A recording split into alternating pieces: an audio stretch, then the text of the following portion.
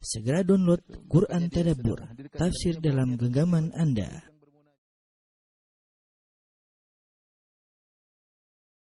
Bismillahirrahmanirrahim. Assalamualaikum warahmatullahi wabarakatuh.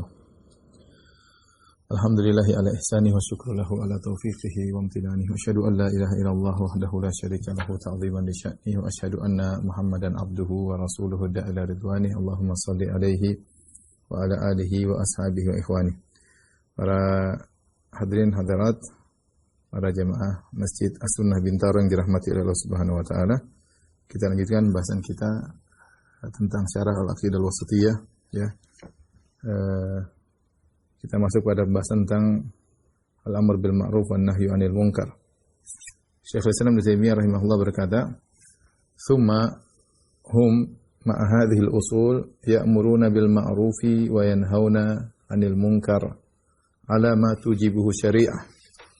Kemudian mereka Ahlus Sunnah bersamaan dengan akidah yang mereka jelaskan, yang sudah dijelaskan oleh Ibnu Taimiyah dari awal sampai akhir, dan ini di penghujung dari akidah wasithiyah, bersama dengan usul akidah sebagaimana telah lalu, mereka juga ya'muruna bil ma'ruf, mereka menyuruh kepada yang ma'ruf, wa yanhauna 'anil munkar, dan mereka melarang dari kemungkaran. Alama tujibuh syariah, ya, berdasarkan apa yang diwajibkan oleh syariat. Ikhwan dan akhwat yang dirahmati Allah Subhanahu wa taala, kita akan bahas tentang amar ma'ruf nahi munkar, dan ini perlu pembahasan yang cukup serius, ya, mengingat ada beberapa pemahaman yang keliru berkaitan dengan al-amr bil ma'ruf wan nahyu 'anil munkar, ya. Al-amr bil ma'ruf nahi 'anil munkar. Adapun keutamaannya tentu sangat banyak, ya, keutamaannya. Al-amr bil ma'ruf nahi munkar dalam ayat Al-Qur'an banyak sekali tentang keutamaan al-amr bil ma'ruf nahi munkar. Contohnya seperti firman Allah Subhanahu wa taala, "Kuntum khaira ummatin ukhrijat lin-nas ta'muruna bil ma'ruf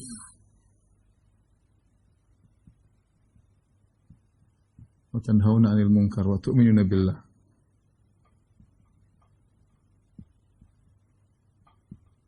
Kata Allah Subhanahu wa taala, "Kalilah umat terbaik yang Allah keluarkan bagi manusia." Sifat umat terbaik, sini kata Allah umat terbaik.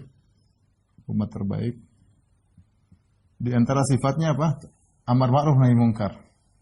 Ta'muruna bil ma'ruf, kalian menyuruh kepada kebaikan, wa tanhauna 'anil munkar. Amar ma'ruf dan nahi munkar. Di antara sifat umat terbaik. Kemudian Allah juga perintahkan seperti firman Allah Subhanahu wa taala, "Wal takum minkum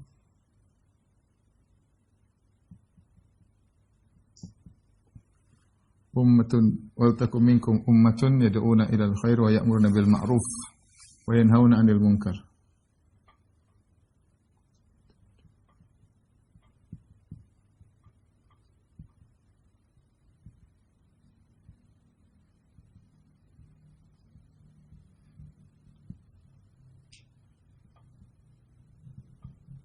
Dalam surat Al-Imran kata Allah, "Wal takum minkum ummatun yad'una ilal khair wa ya'muruna bil ma'ruf wa yanhauna 'anil munkar wa ulaika humul muflihun."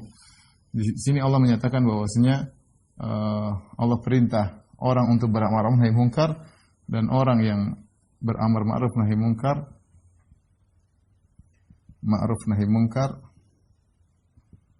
mereka yang beruntung, ya, mereka yang memperoleh falah.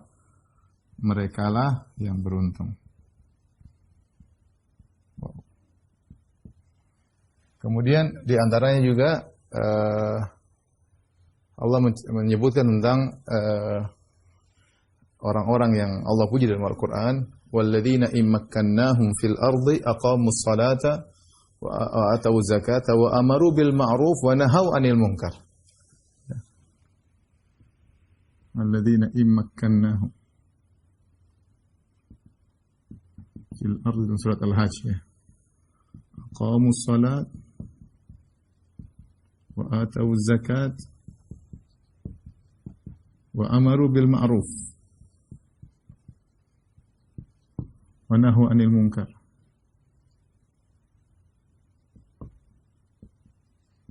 Wa ilallahi aqibatul umur. Jadi Allah sebutkan di antara Allah muji para sahabat, yaitu Allah mengatakan, alladzina imakkanahum fil ardh. Kalau kami berikan mereka kekuasaan di atas muka bumi, niscaya kalau mereka punya kekuasaan, niscaya mereka akan mendirikan salat, membayar zakat, dan akan beramar ma'ruf nahi mungkar. Ya. Jadi kalau memiliki kekuasaan, ya, niscaya beramar ma'ruf nahi mungkar. Dan nahi mungkar.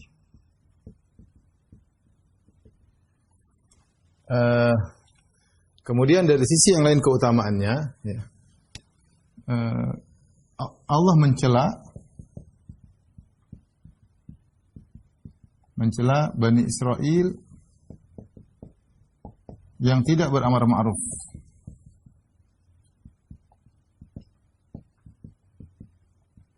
Ya, dan nahi mungkar. Seperti firman Allah Subhanahu wa taala, ya, setelah Allah mengatakan wal takum minkum ummatun yad'una ilal khair wa ya'muruna bil ma'ruf wa yanhauna 'anil munkar wa ulaika humul muflihun wa la takunu kal ladzina tafarraqu wa ikhtalafu. Ya. Allah mengatakan wa la takunu kal ladzina tafarraqu wa ikhtalafu. Ini sifat apa? Artinya Allah mengatakan kalian tidak beramar ma'ruf, jangan sampai kalian seperti mereka.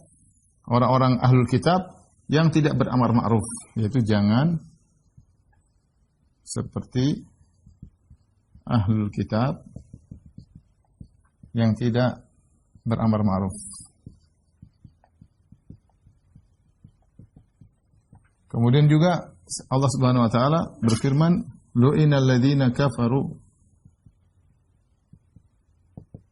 min bani Israila ala lisani Dawud wa Isa bin Maryam.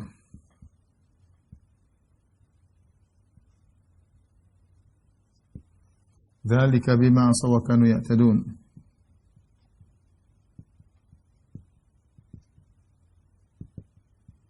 Kanu la yatanahawna an munkarin fa'aluh.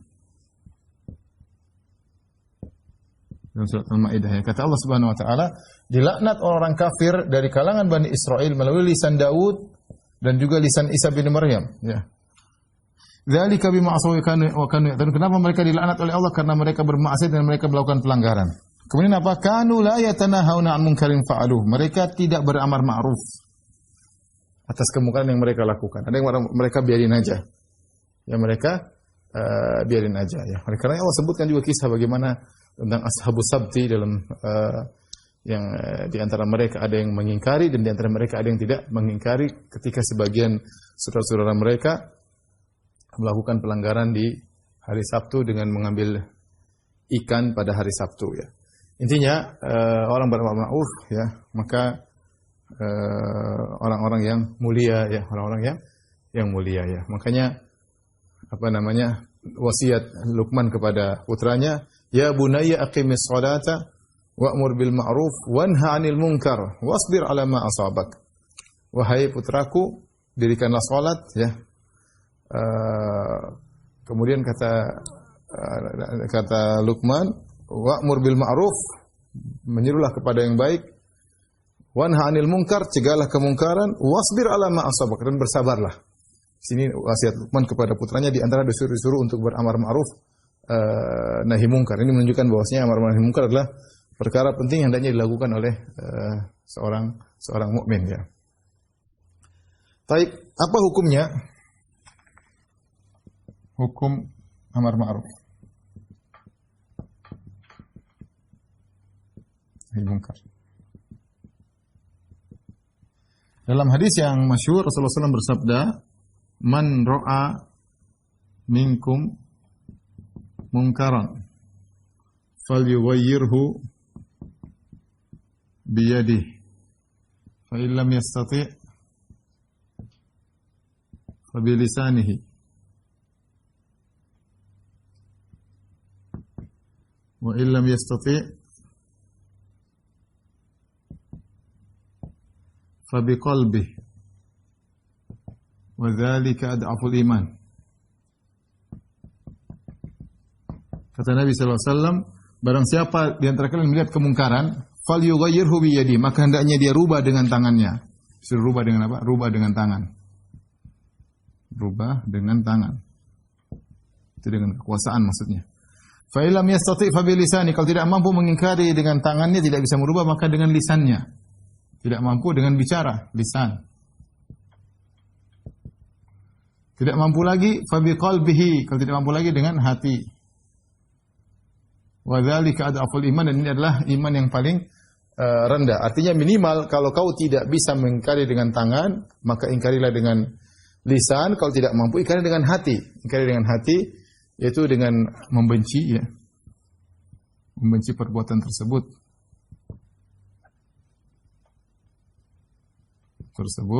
Tidak ridha.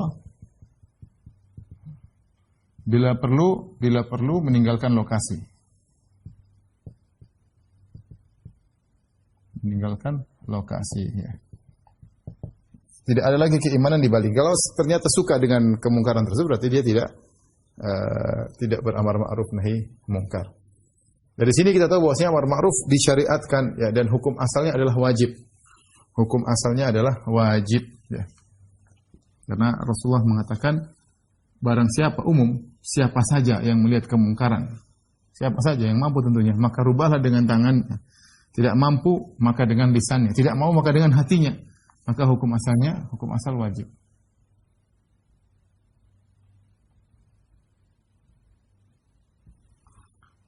Namun pertanyaan, siapakah yang diwajibkan?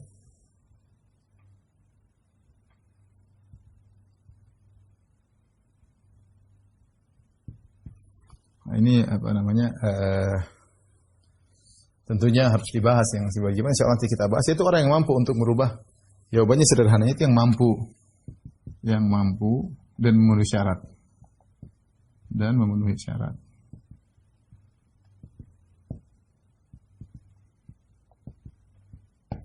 Memenuhi persyaratan, ya.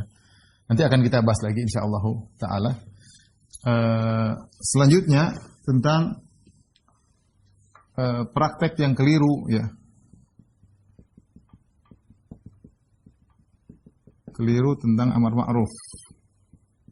Tentang hal ini, ya. Amar ma'ruf nahi mungkar.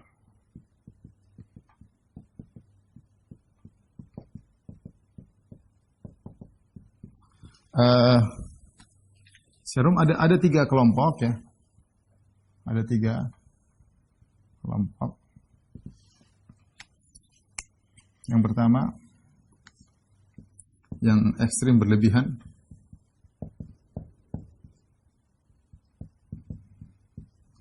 Yang kedua adalah yang meninggalkan amar ma'ruf. Yang ketiga ahlus sunnah. Ini yang benar, menjalankan sesuai syariat.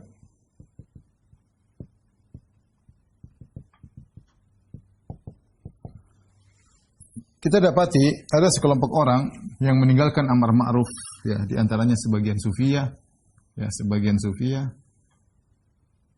kemudian liberal. Ya.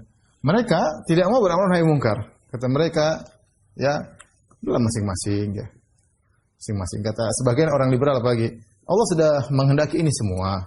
Memang Allah ingin kita beraneka ragam, orang macam-macam modelnya. Sudah. Jadi mereka tidak bisa membedakan antara iradah al-kauniyah dengan iradah syar'iyah. Allah menghendaki makhluk bermacam-macam dengan agama bermacam-macam, dengan model bermacam-macam, ya. Itu memang Allah berkehendak secara kauniyah, tapi syar'iyah Allah menyuruh kita untuk mengingkari kemungkaran. Allah yang menyuruh, Nabi yang menyuruh, ya. Dipraktekkan oleh Nabi, dipraktekkan oleh para sahabat, ya. Sehingga orang-orang liberal jangankan dalam perkara mungkar biasa, dalam masalah kesyirikan mereka bilang enggak ada urusan. Semuanya, apalagi mereka bilang semua masuk surga. Jadi kalau ada yang beramar ma'ruf nahi mungkar, maka mereka akan mencela. Sebagian orang sufi juga demikian, ya. Tidak semua, sebagian orang sufi juga sama, tidak bisa membedakan antara amar ma'ruf dan nahi mungkar. Sehingga syariat atau syiar amar ma'ruf nahi mungkar ini mati di sisi mereka. Justru kesalahan fatal seorang melakukan amar ma'ruf nahi mungkar, ya. Udahlah, liberal masing-masing. semuanya adalah relatif, tidak ada yang absolut, tidak ada yang kebenaran mutlak. Menurut kamu benar menurut kacamata kamu, tapi kalau kacamata mereka, mereka yang benar. Jangan kau nilai agama orang dengan kacamata kamu, nilai dengan kacamata dia. Subhanallah. Saya kadang-kadang kaget. Terus jadi maksudnya jangan kau nilai agama orang dengan kacamata Al-Quran dan Sunnah. Nilai agama orang dengan kacamata kitab mereka. Ya kalau begitu kacau begitu. Nabi salah dong kalau gitu dulu. Nabi kirim surat kepada Heraklius mendakwahi mereka. Nabi mendakwahi para orang-orang musyrikin ya. Jadi ini berbahaya bagi mereka, tidak ada amar ma'ruf nahi mungkar ya. Tapi nanti mereka beramar ma'ruf nahi mungkar kepada orang-orang yang menegakkan sunnah.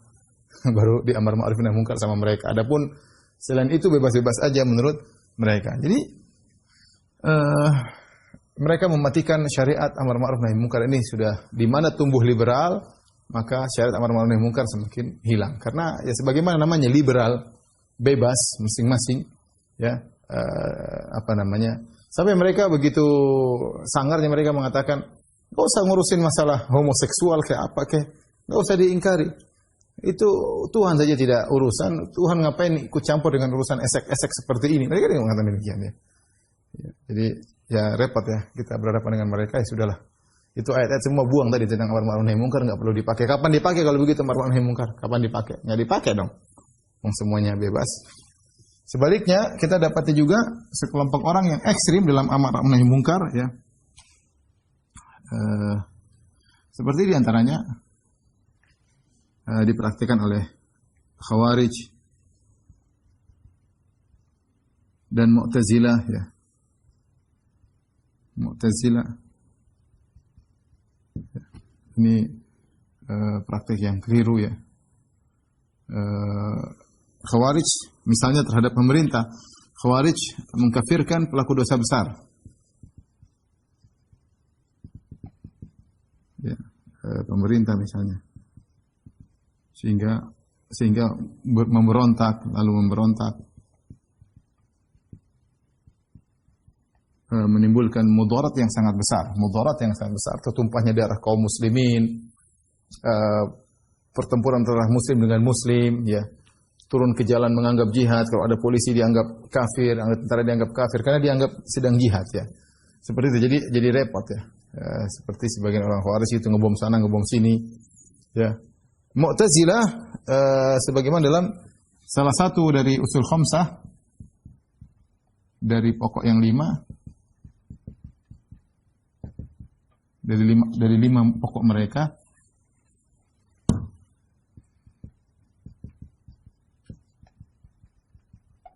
adalah al-amr bil ma'ruf wan nahyu 'anil munkar. Tapi maksud mereka, apa yang maksudnya amar nahi mungkar di sini adalah wajib memberontak kepada penguasa yang zalim, wajib. Apa bedanya antara Khawarij dan Mu'tazilah? Kalau Mu'tazilah mengkafirkan, ya, sehingga perlu pemberontakan. Kalau Mu'tazilah karena kezaliman, maka wajib memberontak. Ya. Mereka bukan cuma bilang dianjurkan, wajib untuk memberontak. Khuruj ala hukam. Dan ini contoh amar ma'ruf yang berlebihan. Ya. Kemudian juga misalnya model main hakim sendiri. Ya.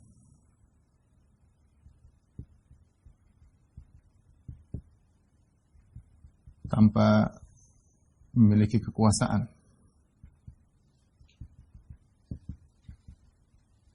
Ini juga salah ya. Kita beramar nahi mungkar oke, tapi ada ranah bukan milik kita ya. Kita tidak boleh main hakim sendiri ya. Kemudian ada orang zina kemudian kita rajam sendiri, nggak boleh ya.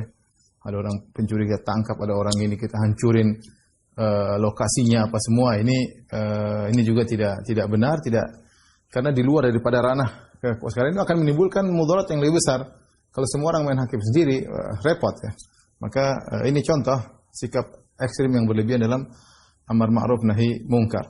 Seperti orang Khawarij yang ngebom sana ngebom sini, terkadang pakai cadar kemudian takfiri, ngebom diri mereka sendiri. Ini sebenarnya dampaknya mereka tidak pikirkan, dampaknya sangat buruk bagi Islam. Islam secara keseluruhan di atas muka bumi ini ya.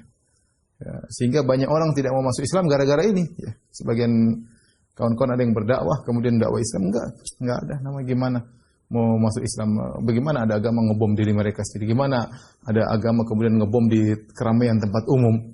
Mereka tidak logis seperti itu ya. Tidak logis. Dampaknya buruk, banyak orang terjadi Islam gara-gara seperti itu. Ya.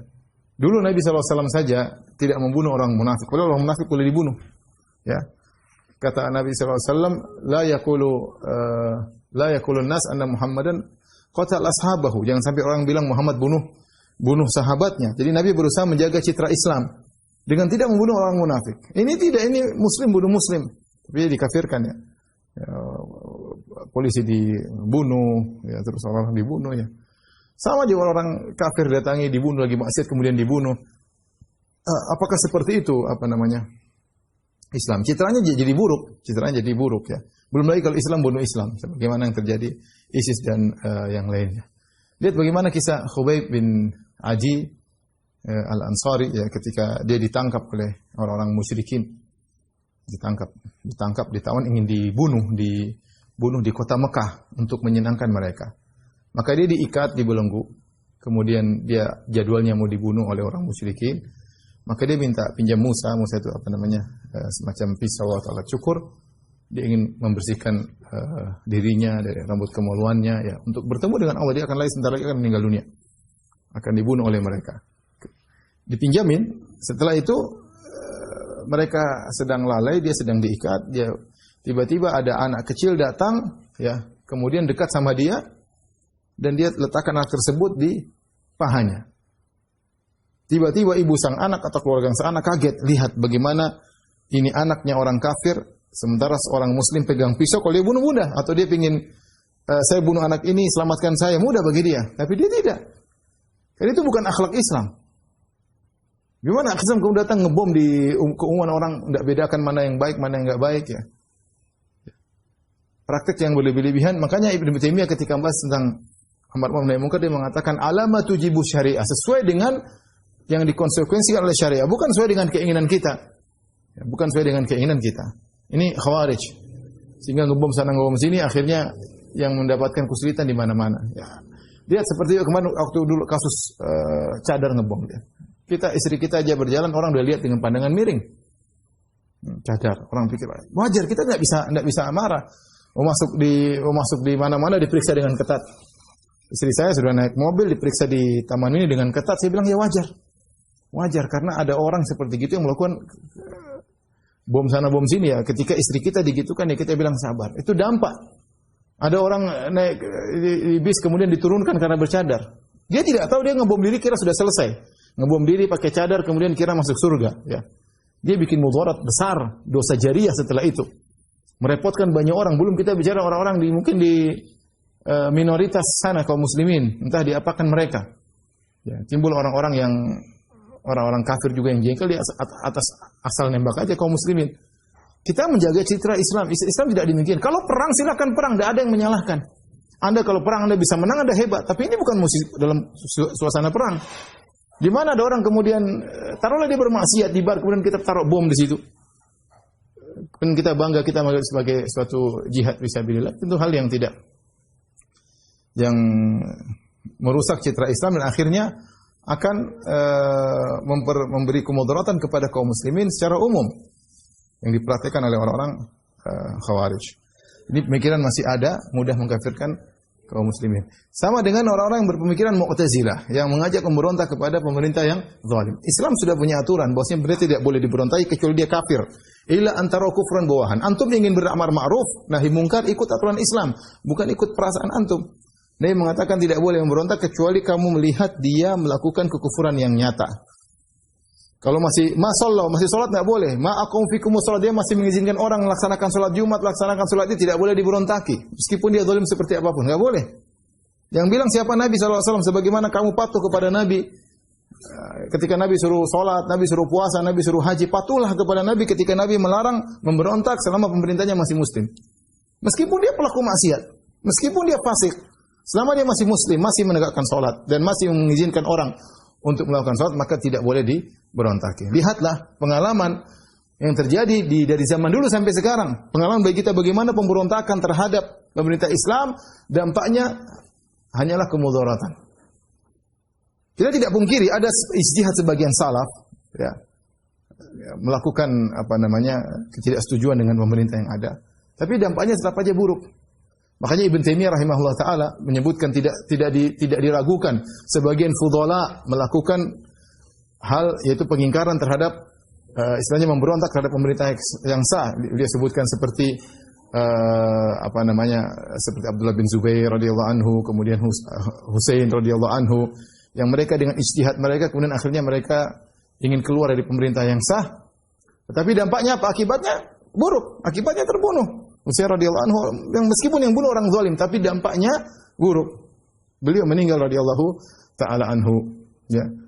Kemudian setelah itu beliau berkata, maka setelah itu istaqarra, setelah itu ahlu sunnah sepakat setelah itu. Saya akan bacakan nukilannya nanti.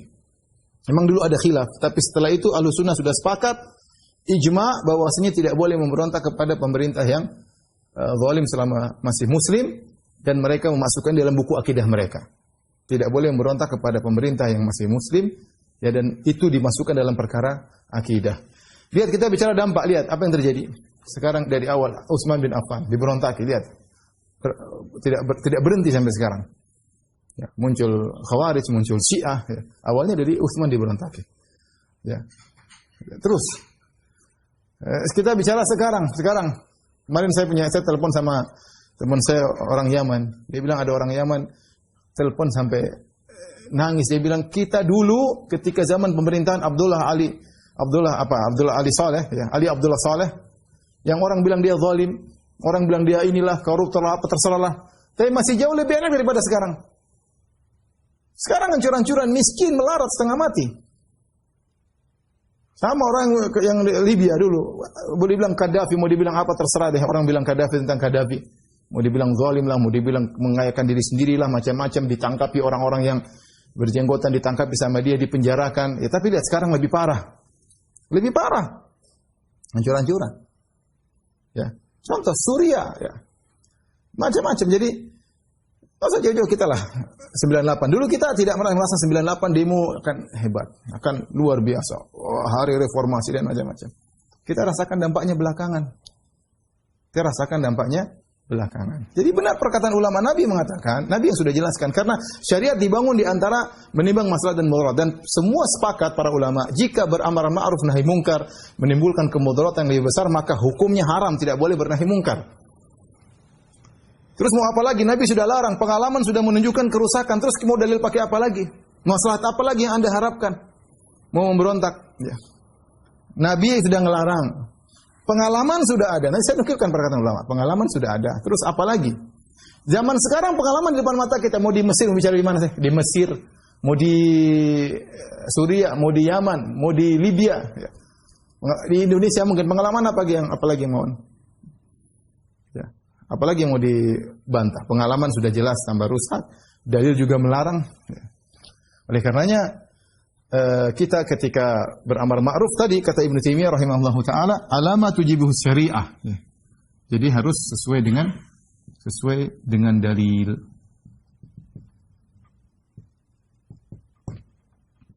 Alama tujibuh syariah. Boleh beramar ma'ruf tapi harus dengan aturan mainnya. Tapi abis ini kita akan bahas tentang masalah lebih detail tentang atau lebih lanjut tentang ingkar, kemudian mungkir, kemudian mungkar alaih, insyaallah. Tolong dihapus.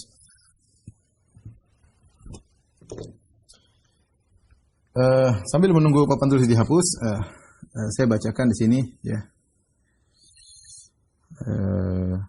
Setelah penjelasan tentang akidah Khawarij dan akidah Mu'tazilah yang mengatakan harus beramar ma'ruf pada pemerintah yang zalim, hukumnya wajib, ya. Oleh karena hati-hati, sebagian orang tidak sadar ternyata itu akidahnya Khawarij dan akidahnya Mu'tazilah. Ya.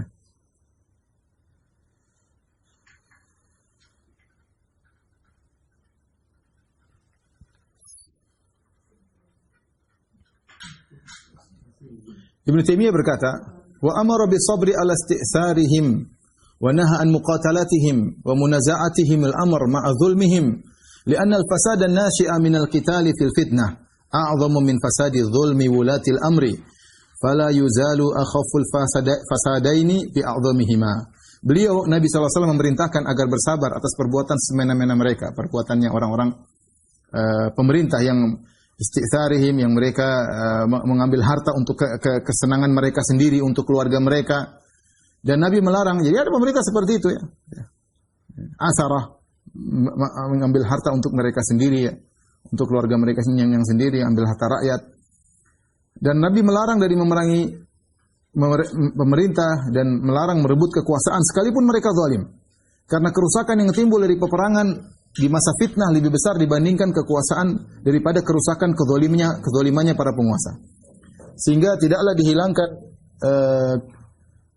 salah satu dari dua kerusakan yang lebih ringan lalu mengambil kerusakan yang lebih besar. Jangan kita ingin menghilangkan kezaliman, ternyata mudaratnya lebih besar, pertumpahan darah dan yang lainnya. Kemudian beliau berkata Ibnu Taimiyah ini dalam Minhajus Sunnah 4542. Wa hadza kulluhu mimma yubayyinu anna ma amara bihi Nabi sallallahu alaihi wasallam min as-sabri ala jawril a'immah wa tarki qitalihim wal khuruji alaihim huwa aslahul umur lil ibad fil ma'ashi wal ma'ad. Perhatikan. Dan ini semuanya menjelaskan kepada kita bahwasanya apa yang Nabi perintahkan untuk bersabar atas kezaliman para penguasa dan bersabar untuk tidak memerangi mereka, tidak memberontak kepada mereka, itu adalah perkara yang terbaik. Aslahul umur, itulah sikap yang terbaik lil ibad, bagi para hamba, fil ma'ash wal ma'ad, baik dalam kehidupan dunia maupun akhirat ya. Terus bagaimana? Silakan kalau Anda yang perbaiki dengan cara yang baik, dengan cara yang tidak melanggar syariat, bukan dengan memberontak, bukan dengan menumpahkan darah, bukan mengajak masyarakat untuk menganggap mereka kafir, melawan pemerintah berarti jihad, membunuh mereka dan yang lainnya. Silakan, ada cara-cara prosedural yang ada, ikuti, tidak apa-apa, tapi jangan cara seperti ini. Al-Muallimi berkata, Al-Muallimi ulama Yaman ya. Waqad jarraba al-muslimuna al-khuruja falam yaraw minhu illa syarr. Perhatikan. Dan kaum muslimin sudah berulang kali mencoba tentang khuruj. Mereka sudah melakukan khuruj, memberontak terhadap pemerintah, penguasa yang sah, falam yaraw minhu illa syarr, dan mereka tidak mendapat melihat hasilnya kecuali hanya keburukan. Kharajan nasu ala Utsman yarawna annahum innama yuridul haqq. Orang-orang protes, memberontak terhadap Utsman. Mereka menganggap mereka ingin kebenaran. Tsumma kharaja ahlul jamal yara ru'usa'uhum wa mu'dhamuhum annahum innama yatlubuna al-haq. Demikian juga ahlul jamal, para sahabat yang dalam sebagian sahabat kemudian ikut dalam perang Jamal. Mereka ingin menuntut kebaikan. Fakana thamara dzalika ba'dal luqya.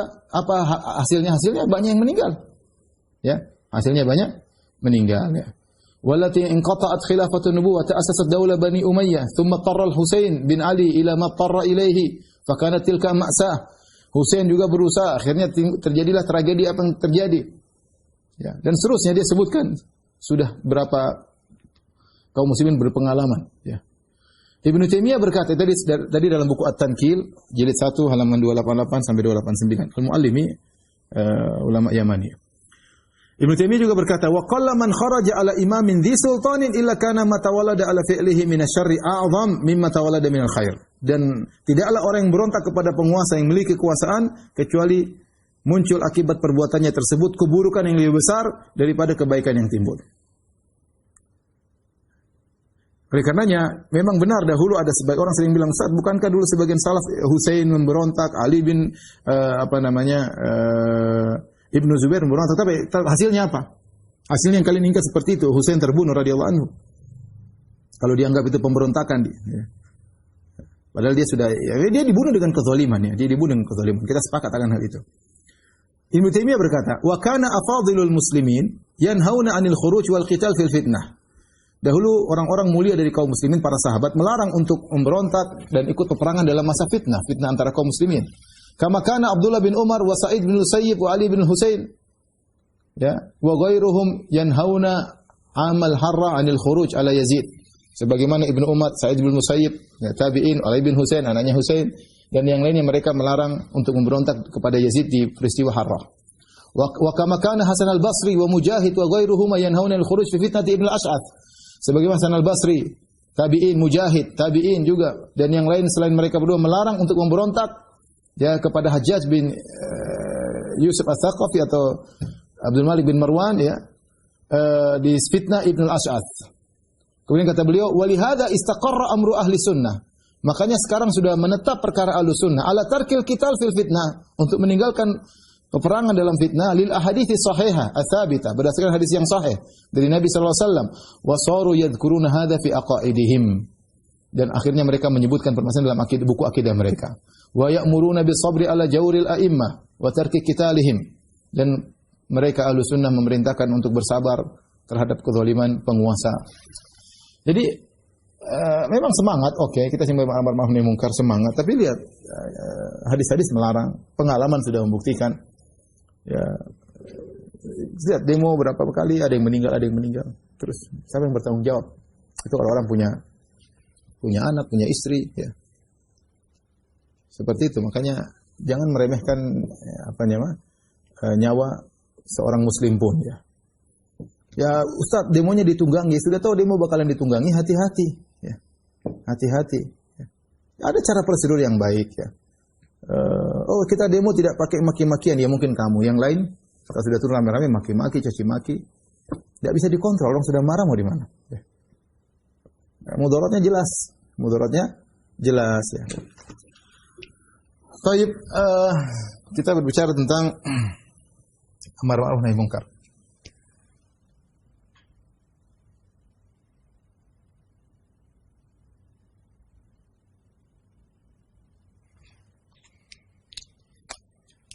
Ada namanya al-munkir. Al-munkir yang mengingkari. Kemudian ada namanya al-munkar yang diingkari. Kemudian yang berikutnya al-inkar, pengingkaran.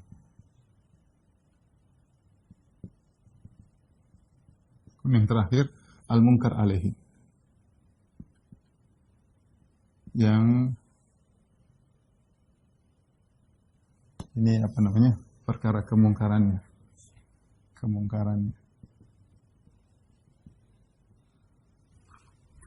Al-munkar alaih, yaitu orang yang diingkari.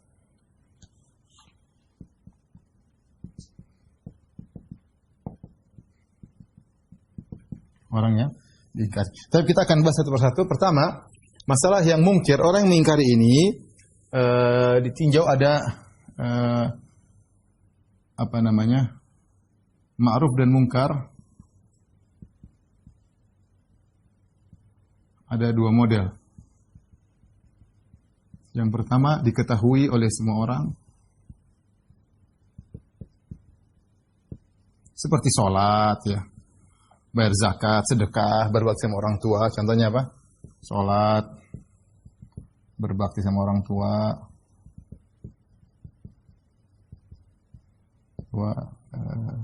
sedekah, dan lain-lain. Maka ini setiap orang boleh menyeru kepada ma'ruf. Setiap orang boleh menyeru kepada yang ma'ruf.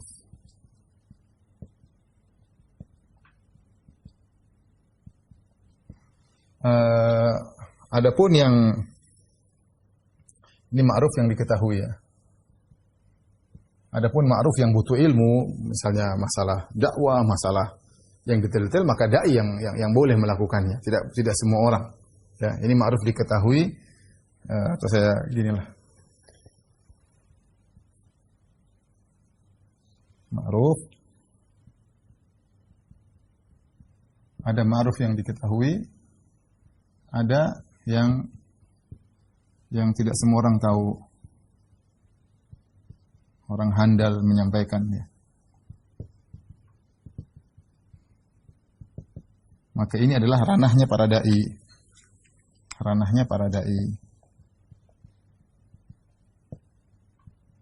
Saya pernah bicara dengan salah seorang. Dia bilang, ada teman saya mabuk, saya suruh sholat aja, enggak apa-apa. Ya, istihad.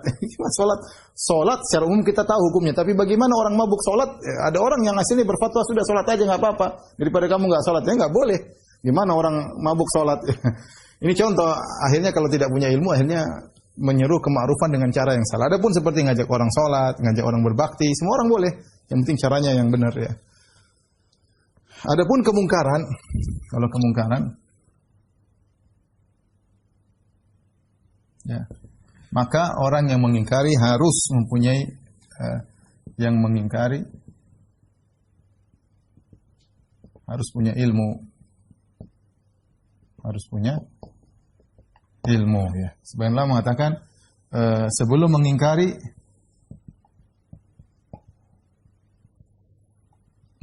punya ilmu tentang hal ini. Ya. Itu kemungkaran atau bukan, itu harus punya ilmu. Cara mengingkari kemungkaran apa? Cara mengingkari tahu dampak dan akibat terus ditimbang, nggak gampang ya. Kemudian ketika mengingkari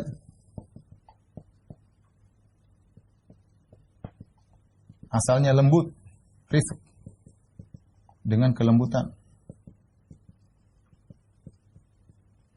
Setelah mengingkari harus sabar. Harus sabar ya. Ya, seorang tidak semua orang boleh mengingkari kemungkaran, bukan sekedar berani, bukan. Kita bicara tentang nanti akan kita bahas. Pengingkaran itu ada syarat-syaratnya, enggak sembarang. Intinya, kalau kita bisa, saya enggak boleh amar ma'ruf nahi munkar kalau ma'rufnya biasa-biasa saja, cuma sedekah silakanlah ente. Enggak ada masalah. Tapi kalau sudah detail-detail tentang ini, pembahasan detail-detail enggak usah lah, itu biar ustaz aja lah. Kamu share aja deh, share. Enggak usah terlalu banyak omong ya. Tahu-tahu orang masing-masing orang tahu kedudukannya, jangan so alim ya. Karena ada sebagian orang memang apa ya, semangat, akhirnya sok tahu ya. Dan ini saya alami sendiri, misalnya ada orang tanya sama saya, Ustaz apa hukumnya? Nanti dia jawab dulu, hukumnya begini. Yang ditanya saya, ini satu jawab langsung. Maksudnya semangat jawab, Ustaznya belum jawab. Bayangkan tiba-tiba dia sudah jawab, terus saya bilang wallahu alam, bagaimana coba? Saya saja wallahu alam, dia sudah nekat jawab. Kenapa dia nekat jawab? Karena dia nggak punya ilmu, asal nyeletuk. Dan itu banyak terjadi. Ya maksud saya, amar ma'ruf nahi munkar, kalau kema'rufan ada hal yang mudah. Alhamdulillah kita bisa beramar ma'ruf dengan mudah di kantor, kita bisa ngajak orang sholat. Ayo sedekah, ayo infak, bisa, itu enggak ada masalah. Enggak harus ustaz seperti itu, semua orang juga boleh. Tapi kalau sudah mulai detail-detail masalah ilmu sudah, jangan banyak omong. Itu ranahnya ustaz. Ente nge-share aja ya. Adapun kemungkaran, maka ini perkara harus benar-benar diperhitungkan ya. Kemungkaran. Sebelum mengingkar harus punya ilmu, ilmunya ini luas, ilmunya ini banyak yang harus nanti kita ketahui, nanti akan jelas setelah ini insyaallah. Ilmu tentang ini. Ketika mengingkari asalnya kelembutan, bukan kata-kata kasar, bukan kata-kata hinaan. Ya, ente kan tujuannya orang agar orang baik. Gimana ente dengan kata-kata kasar? Ya, orang mungkin tidak terima ya. Terus setelah mengingkari sabar, wasbir ala ma asabak, sabar. Bukan mengingkari tidak diterima tambah ngamuk. Ya, gimana ya? Berarti Anda belum pantas untuk beramar ma'ruf nahi munkar, belum. Belum pantas untuk beramar nahi munkar. Taib. Kemudian kemungkaran yang boleh diingkari, kemungkaran kayak bagaimana? Ya. Yaitu yang boleh diingkari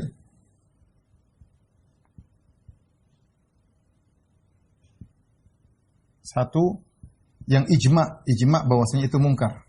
Disepakati bahwasanya itu adalah kemungkaran.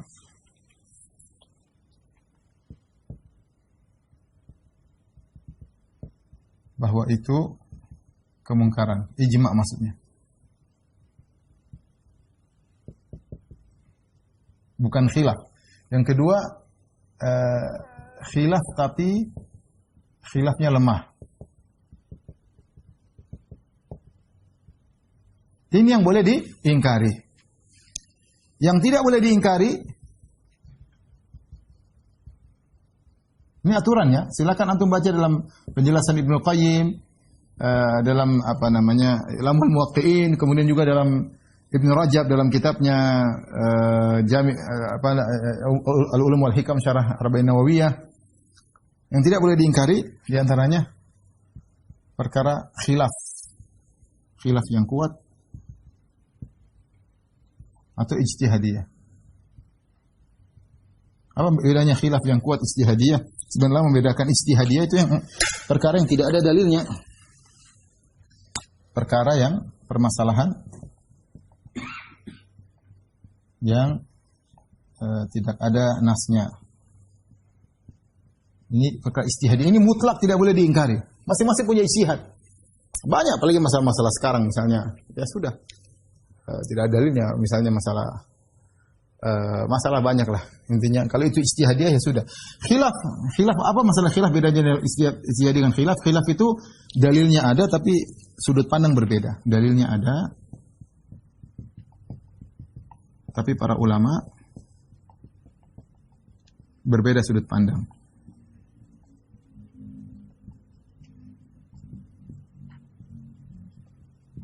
Berbeda sudut pandang ya.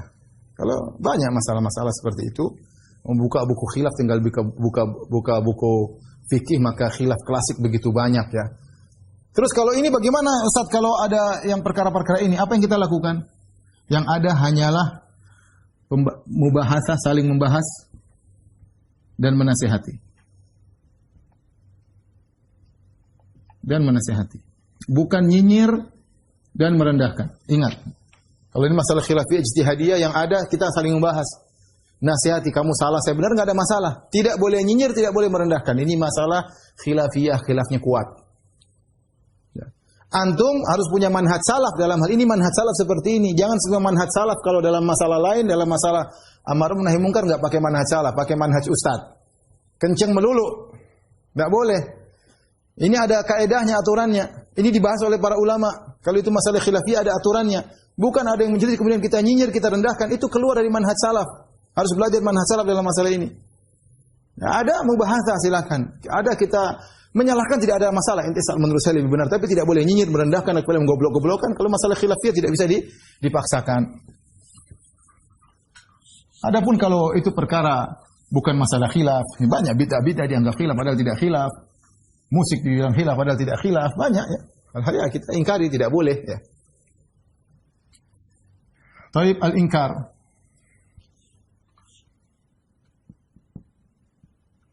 Pengingkaran.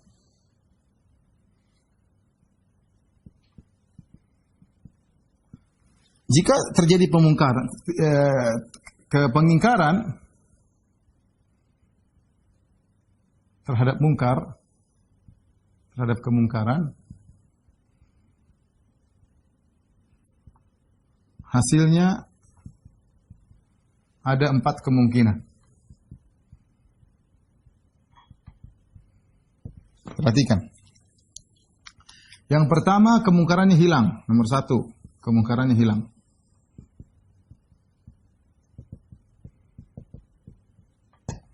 Yang kedua, kemungkarannya berkurang.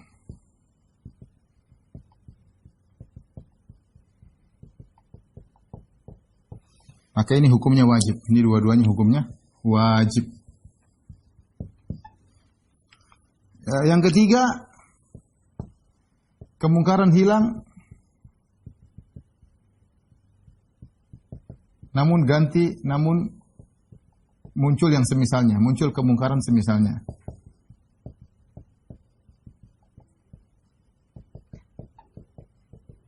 Maka dalam hal ini ijtihad, ini masalah ijtihad. Lihat kondisi ijtihadiyah. Kemudian yang keempat, memperburuk kemungkaran.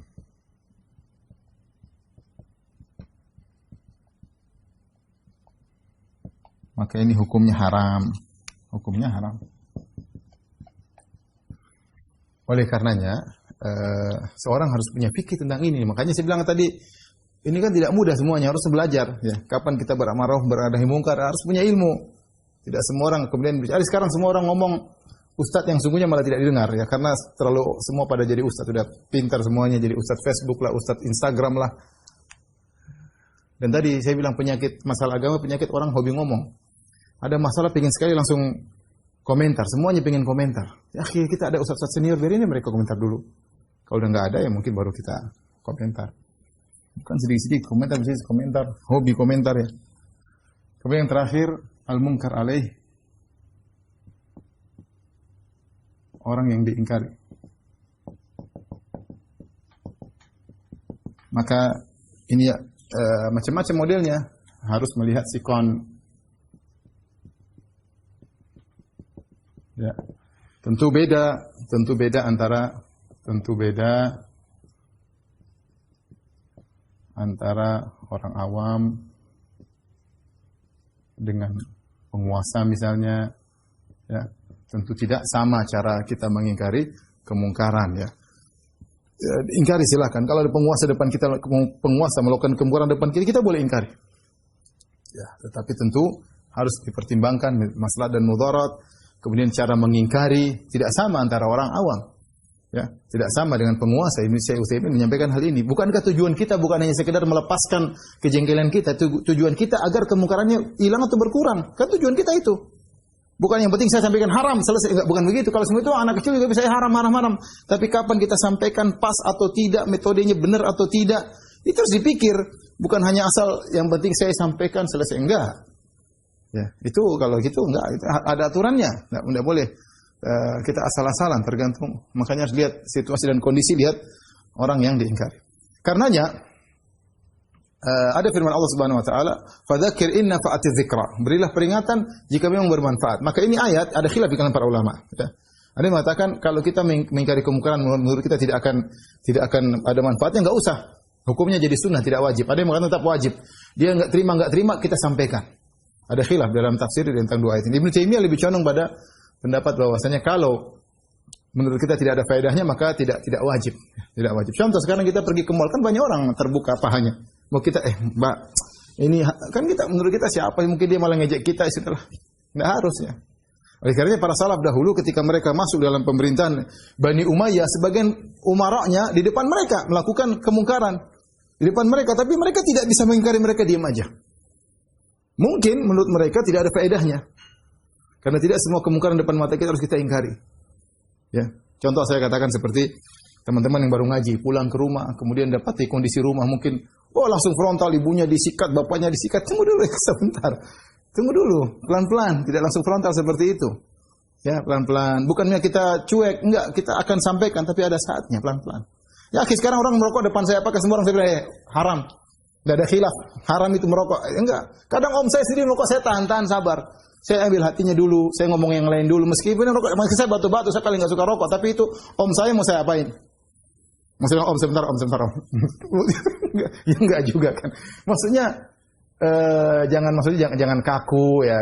Kita lihat situasi dan kondisi ya. Situasi dan kondisi. Inilah maksud saya tentang amar ma'ruf nahi munkar, suatu syiar yang sangat agung, tapi melakukannya harus butuh fikih. Ya, dan kemungkaran yang terbesar adalah kesyirikan. Dan ma'ruf yang terbesar adalah tauhid kepada Allah Subhanahu wa taala. Baik, ini saja yang saya sampaikan pada kesempatan kali ini. Ya, kurang lebihnya saya mohon maaf kepada jamaah Masjid As-Sunnah Bintaro dan juga para jamaah yang lainnya. Insyaallah kita lanjutkan bahasan kita pekan depan باذنillah taala. Kurang lebih saya mohon maaf. Wabillahi taufiq wal hidayah. Assalamualaikum warahmatullahi wabarakatuh. Subhanakallah bihamdika asyhadu an la ilaha illa anta